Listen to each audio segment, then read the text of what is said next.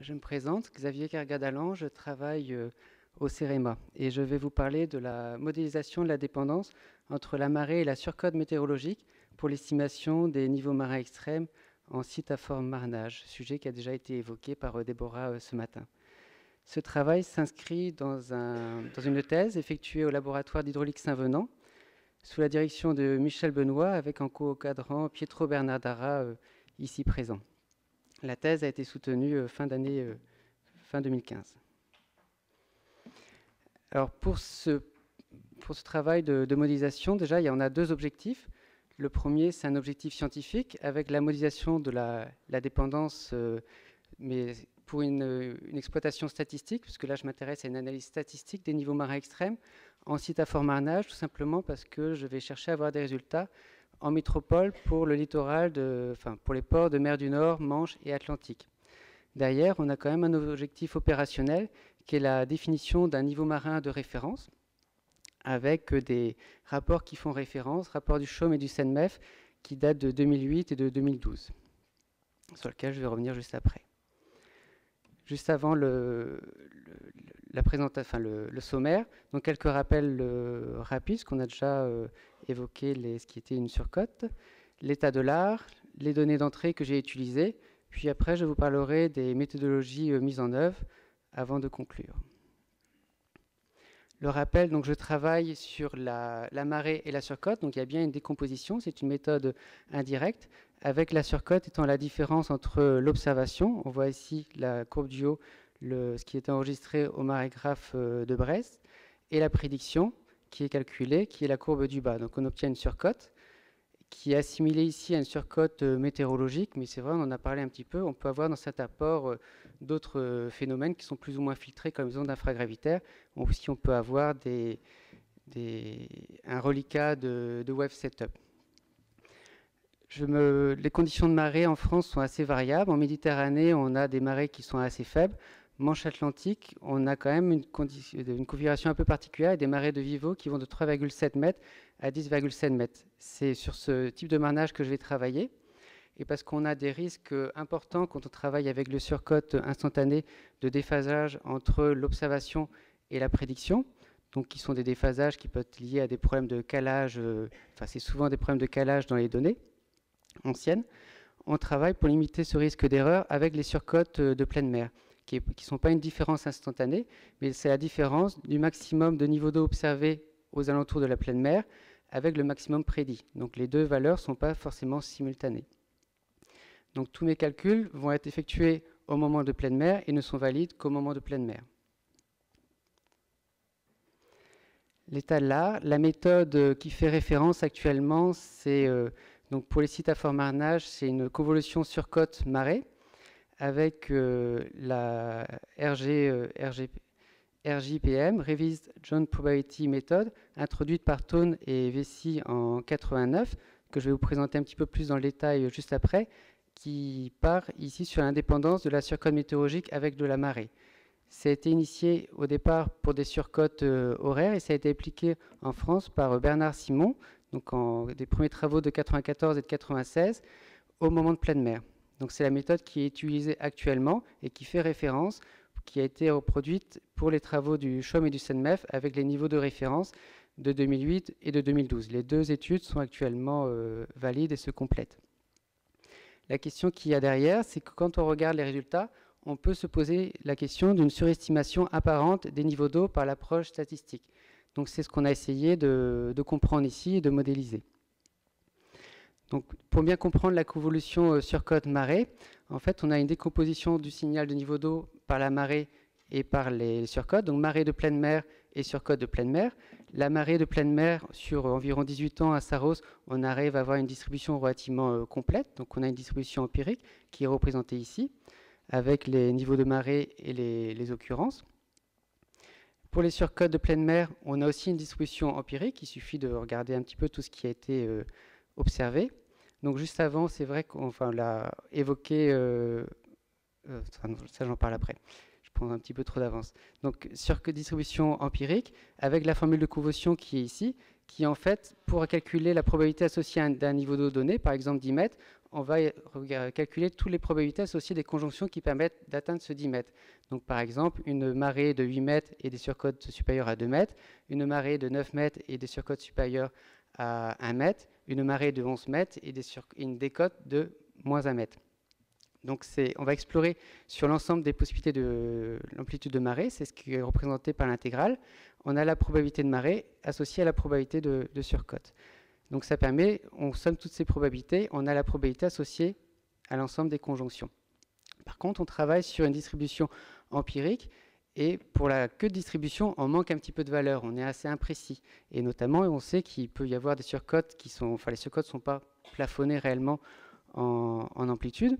Enfin, ou en tout cas, elles peuvent aller quand même assez hautes, et on sait qu'il y a des choses qu'on n'a pas observées. Donc pour ces queues de distribution, donc ça c'est ce qui est introduit par Thone et Vesey, on va faire un ajustement statistique des extrêmes, juste sur la queue de distribution, avec la fameuse loi GPD dont on a parlé tout à l'heure.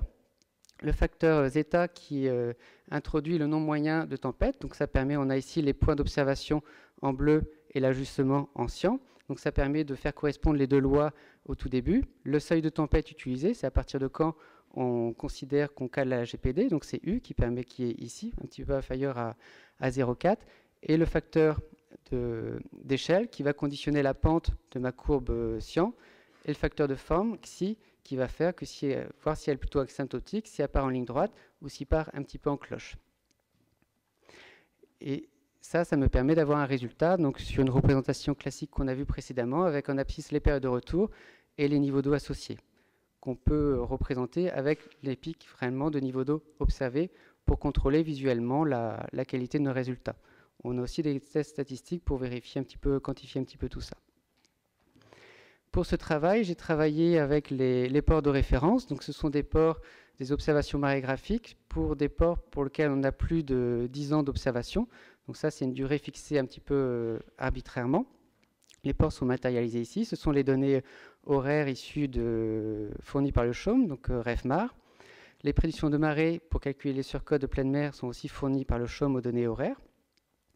Et après, les surcotes de pleine mer ont été calculées avec une correction alors, je vais marquer le statisme, mais pour être exact, c'est plutôt les tendances pluriannuelles qui incluent le statisme, qui peut inclure aussi certains effets stériques, ou alors, par exemple, le cas de Dieppe, où on a visiblement un enfoncement du quai, qui est aussi des variations pluriannuelles qui à prendre en compte et qui peut conditionner des erreurs au niveau des surcotes. Donc ça m'a permis d'avoir une base de données de calcul de surcotes de pleine mer. Voilà ce que donne la RGPM. Donc on retrouve la formule classique de la convolution. Elle est un tout petit peu plus compliquée parce que ici j'ai introduit avec θ et n la durée d'une tempête. Donc pour permettre de relier les pics des surcotes qui vont s'étaler sur plusieurs pleines mer à un pic de niveau d'eau. Mais c'est le même principe. Le résultat est affiché ici. Donc on a toujours les périodes de retour en abscisse et les résultats des niveaux d'eau en ordonnée, avec le résultat ici en bleu comparé au point d'observation. Ce qu'on voit est l'intervalle de confiance. Ce qu'on voit, c'est que nos estimations ont tendance à passer un petit peu au-dessus. En soi, si je me contente de regarder Dieppe, ce n'est pas si gênant que ça, parce que c'est une analyse statistique. Donc le fait d'avoir ce résultat avec intervalle de confiance à 95%, ça ne veut pas dire que je n'ai pas le droit d'avoir une distribution qui est de ce type. C'est juste que, si j'ose dire, je n'ai pas eu de chance. Ce qui est un petit peu plus curieux, c'est que ce phénomène se retrouve sur plusieurs ports. On voit ici un autre exemple sur Bayonne, où systématiquement, mes résultats de niveau d'eau observés ont tendance à être en dessous les niveaux calculés de manière statistique. Donc, une des hypothèses, ça a été qu'il y avait une dépendance marée sur côte. Donc, dans le cas des travaux de Bernard Simon, on est parti sur une indépendance surcote-marée, ce qui ne veut pas dire qu'il n'y avait pas d'interaction entre la surcote et la marée. Il y a une interaction entre la surcote et la marée. Il y a des travaux de Borton et Thone qui ont montré ça en Angleterre, notamment plus importante en zone estuarienne, et qui est notable aussi parce qu'on explore un large spectre de hauteur de niveau d'eau. Ça s'explique, une première explication, c'est la dépendance en amplitude. C'est que quand on a une onde de tempête, ça va entraîner un courant de marée. Et si la bathymétrie, il y a une remontée douce avec des faibles profondeurs, ce courant de marée a tendance à être piégé à la côte et à faire gonfler les surcotes. Si par contre le niveau d'eau est plus important, on a moins cet effet de piège. Il y a aussi un autre élément, c'est la direction de la tempête.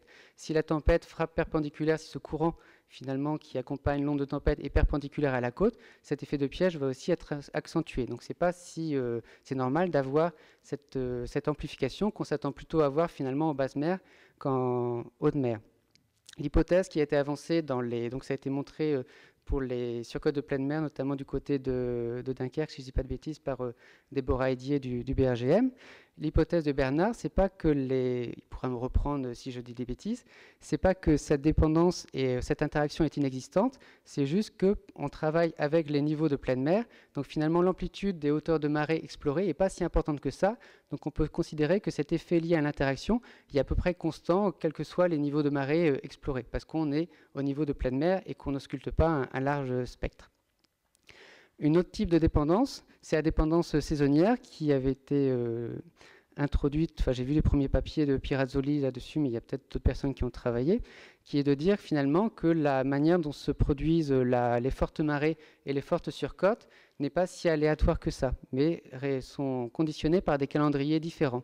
On voit ici les quantiles plus importants de marée en fonction des mois de l'année qui se produisent principalement au moment des équinoxes. Par contre, les plus fortes surcotes de pleine mer ne se produisent pas de manière non plus aléatoire, mais arrivent principalement lors des mois d'hiver, c'est là où on a les tempêtes. Ce qui fait que ça a tendance à ne pas se produire exactement au même moment. On voit que au mois de décembre, on a plus difficilement une très forte surcote avec un très fort niveau de marée. Donc ces deux phénomènes vont plutôt dans une dépendance négative, qui est de dire que les fortes surcotes auraient tendance à ne pas se produire au moment des fortes hauteurs de marée, ce qui pourrait expliquer ma surestimation apparente. On voit ici, pour modéliser l'effet de la dépendance sur les surcotes de pleine mer, une représentation qui est reprise de Dixon et Eaton, qui a été appliquée au moment de pleine mer. On voit les quantiles de surcotes qui ont été isolés par bande équiprobable de marée. Et on voit que les quantiles de surcotes de pleine mer sont plus importants ici, dans la première tranche de hauteur de marée, et un petit peu dans la dernière, et moins important dans la tranche moyenne. Donc il y a quand même peut-être une fluctuation des amplitudes de surcote en fonction des hauteurs de marée. Pour modéliser tout ça, donc j'ai commencé par la dépendance saisonnière, donc je suis désolé pour les formules un peu grossières, mais en fait en soi elle est assez simple. Le principe c'est juste, au lieu de faire une convolution à l'année, j'ai essayé de faire une convolution au jour le jour, donc de définir les lois de distribution du premier jour de l'année, de surcote et de marée, et de les combiner, et de calculer la probabilité d'obtenir un niveau le premier jour de l'année, additionner la probabilité d'obtenir le même niveau le 2 janvier, etc. Donc c'est pour ça que j'ai cette somme sur les 365 jours de l'année. Donc je travaille avec les lois de distribution empirique de marée et de surcote, et pour les extrêmes, je suis parti du principe que les caractéristiques de tempête ne variaient pas au cours de l'année, c'est juste le nombre de tempêtes qui variait. Donc il y avait beaucoup moins de tempêtes en été qu'en hiver. Donc je me suis juste permis de modifier le facteur zeta qui représente le nombre moyen de tempêtes qui va arriver premier jour, deuxième jour, etc. avec un lissage sur plus ou moins 15 jours. Bon, je rentre moins dans les détails. Pour tester la dépendance surcote-marée, toujours au moment de pleine mer, donc cette fois en amplitude, j'ai repris la méthode de Dixon et Eaton qui avait été développée initialement pour les surcotes instantanées, que là j'ai appliqué aux surcotes de pleine mer, qui consiste en fait à une normalisation par bande de marée par rapport aux quantiles 99 et 98%. Et je fais en fait mes calculs, cette fois, je calcule la probabilité d'obtenir un niveau avec la première bande de marée, après la deuxième, etc. Les surcotes normalisées m'ont permis de faire l'ajustement statistique des extrêmes sur ces fameuses valeurs normalisées. Ici, j'ai la somme sur toutes les bandes équiprobables de marée. Pour essayer d'avoir une méthode un petit peu plus stable, j'ai modifié la méthode Dixon-Eaton. Donc au lieu de partir simplement sur une différence pour la normalisation des surcotes de pleine mer par bande de marée, par une simple différence entre le quantile 98% et 99%, j'ai essayé plutôt de faire calculer la pente plutôt par une régression linéaire qui permet d'utiliser l'ensemble des quantiles comprises entre le quantile 98% et 99,5%.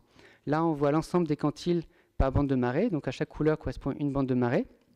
Ici, par exemple, j'ai tous mes quantiles 99,5 de bande de marée et j'ai la valeur moyenne qui est représentée en abscisse. S'il n'y avait pas de dépendance sur cote marée, je devrais avoir tous les droites qui sont alignées ici. Donc on voit ici qu'il y a des fluctuations qui sont un petit peu complexes. Donc il y a vraiment un effet de fluctuation. De la même manière, sur cette représentation, s'il n'y avait pas de dépendance sur cote marée, j'aurais tous mes quantiles qui seraient en ligne droite alignés le long d'une droite, quelle que soit la bande équiprobable.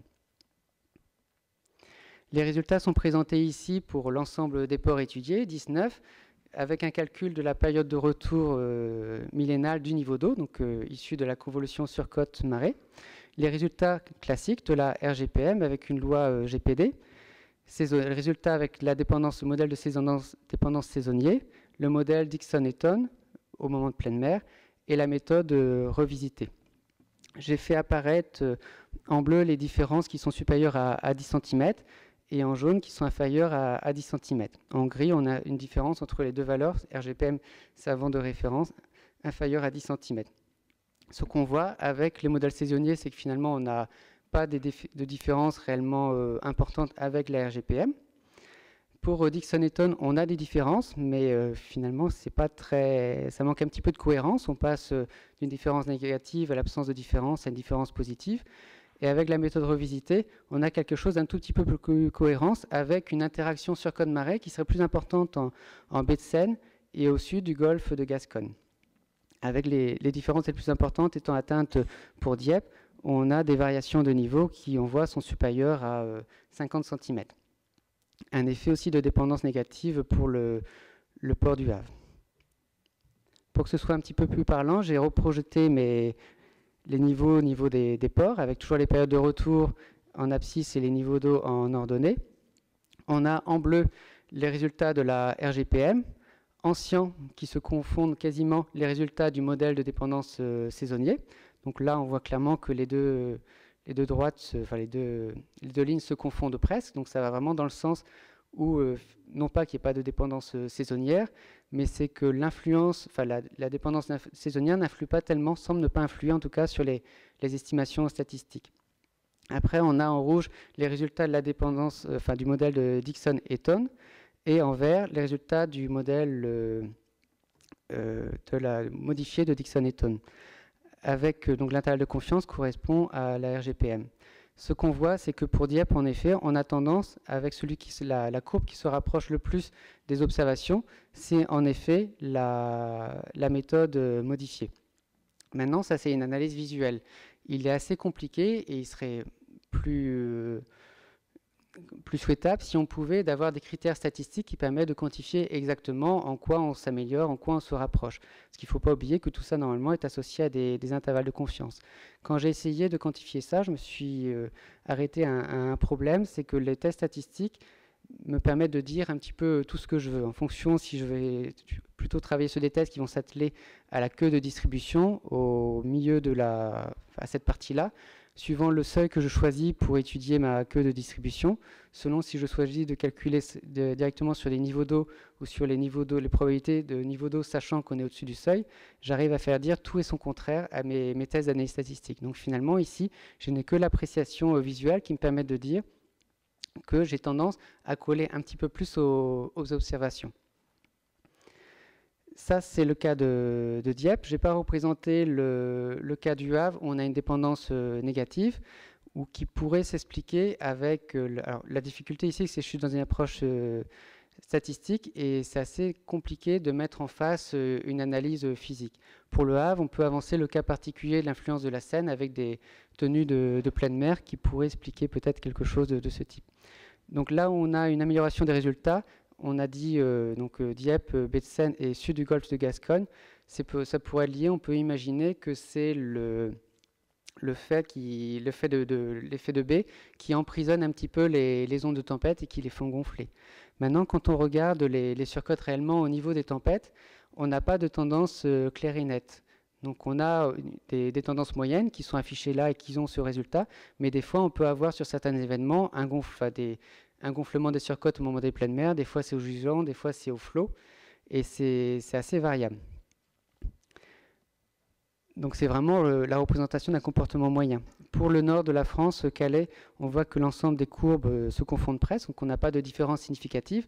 Donc encore une fois, ça ne veut pas dire qu'il n'y a pas d'effet saisonnier ni d'interaction sur code marée, c'est juste que pour montrer que ça n'influe pas le résultat d'analyse statistique. Pour l'effet saisonnier, une des explications, c'est que dans les figures que je vous ai montrées, on voit clairement une différence de calendrier avec le quantile 99%, mais si je baisse un petit peu, je passe au quantile 98%, au 96%, etc., très vite ça se lisse et ça se gomme. Donc c'est vraiment pour les valeurs les plus fortes qu'on a cette différence de calendrier qui ne se voit plus pour des valeurs un petit peu plus faibles, ce qui pourrait expliquer finalement que l'effet saisonnier est relativement négligeable pour mes analyses statistiques.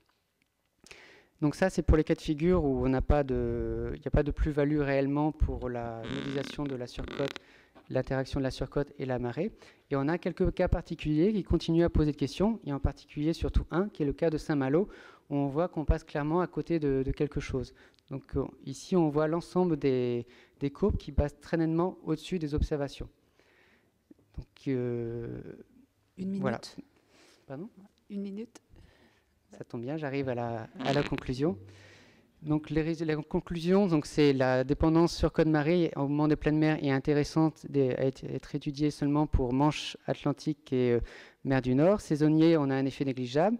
Donc j'ai développé un nouveau modèle de dépendance sur code marée qui montre des résultats intéressants en baie de Seine et golfe de Gascogne, avec des interrogations surtout sur Saint-Malo, dans une moindre mesure sur Saint-Nazaire, le Conquet, Cherbourg. Et une des pistes, alors on peut peut-être réfléchir à des interactions particulières au niveau des ports, des effets de sèche, mais une des pistes qui pourrait être explorée, c'est que j'ai parlé aussi de l'influence des directions de tempête. Donc peut-être que cette dépendance, qu'on n'a pas une seule dépendance, mais plusieurs dépendances en fonction de l'origine des tempêtes. Et c'est ça qu'il faudrait peut-être chercher à modéliser avec la difficulté auquel on est confronté, ce que ça veut dire qu'à chaque événement météo, il faudrait étudier la situation atmosphérique, les trajectoires des tempêtes, ce qui est un travail assez conséquent vu le nombre de données étudiées. Je vous remercie.